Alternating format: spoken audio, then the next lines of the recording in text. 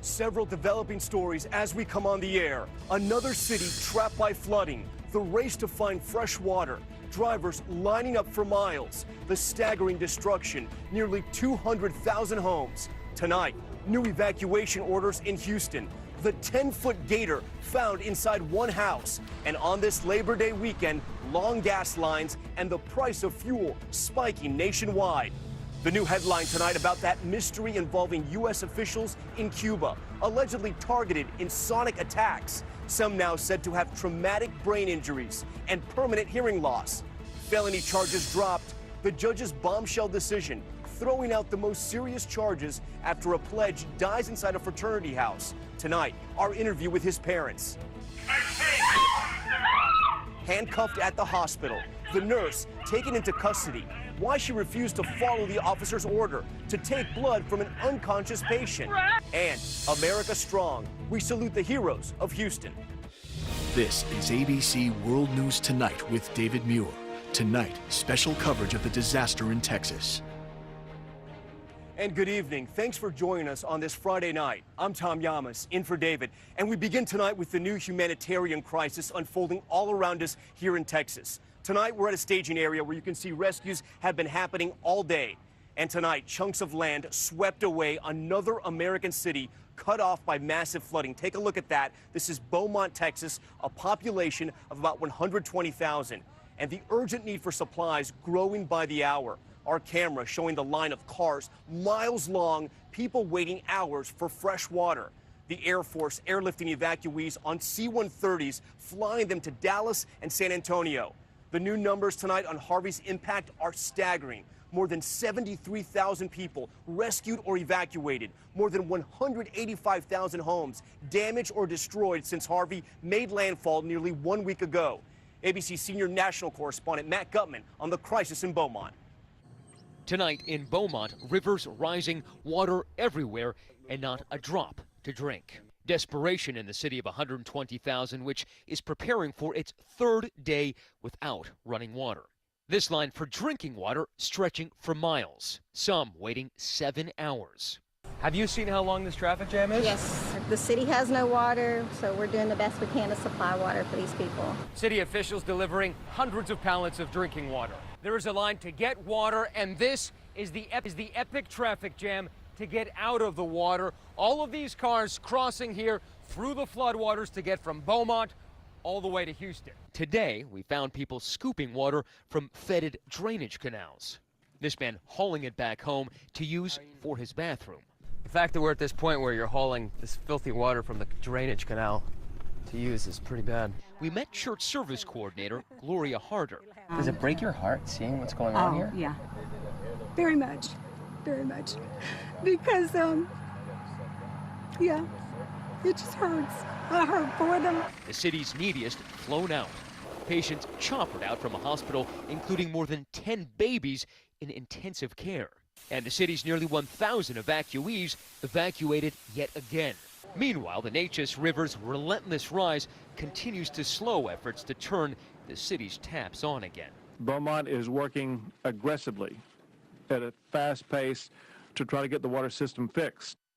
And Matt Gutman joins us live now. Matt, we saw those endless lines of cars in your story. How long is it going to take for Beaumont to get that water back on? I just got off the phone, Tom, with state officials. They're saying the original projection would be that it would take 2 weeks. Now they're saying 1 week. And while people can leave Beaumont, there has been no mass exodus so far, and there is concern of public health risks, specifically the outbreak of E. coli. Tom?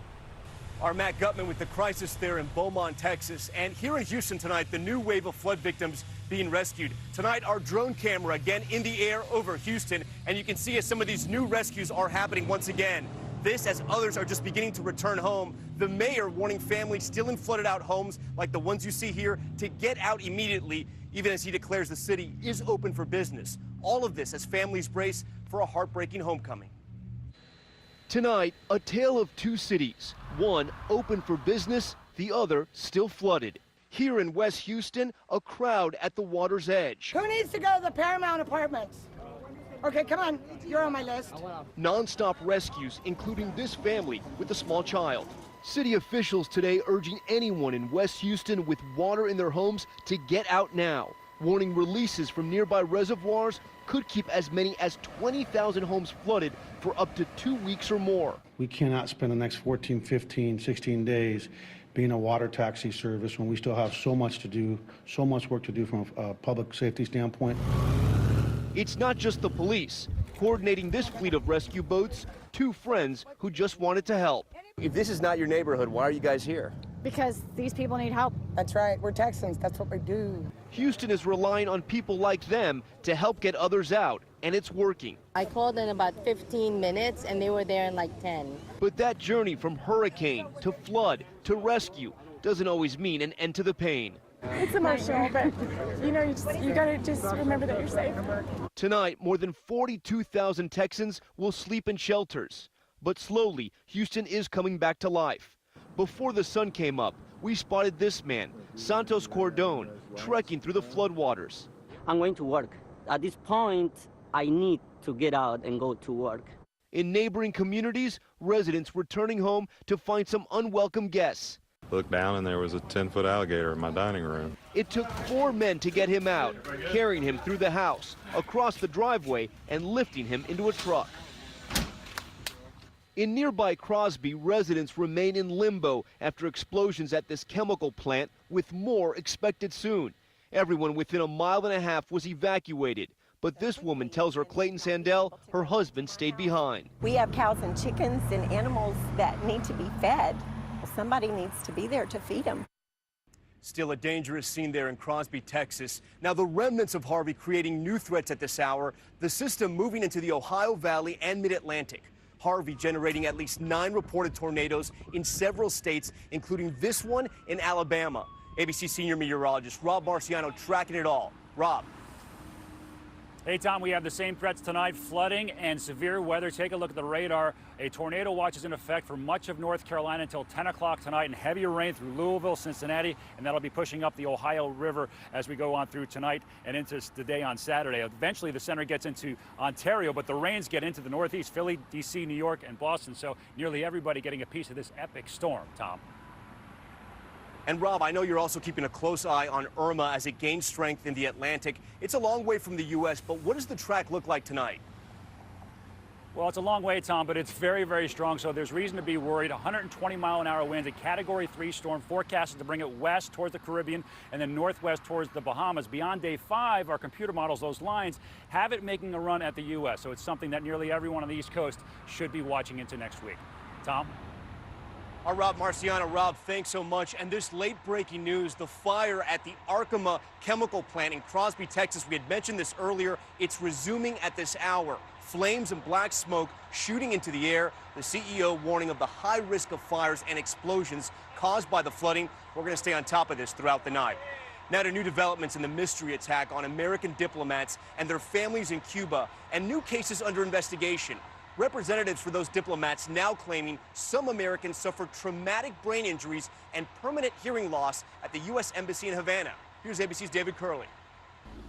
Word tonight that some American diplomats serving in Cuba are said to not only have suffered mild traumatic brain injuries, but also some with permanent hearing loss. The Foreign Service Association saying it met with 10 of those affected who were hit by the apparent sonic harassment attacks. Some officers are said to be also experiencing loss of balance, severe headaches, and cognitive disruption. A source says starting last December, the U.S. officials were exposed to a sonic device, which experts suggest could produce sound waves below and above human hearing, which could cause these symptoms. Some of the officials were medically evacuated.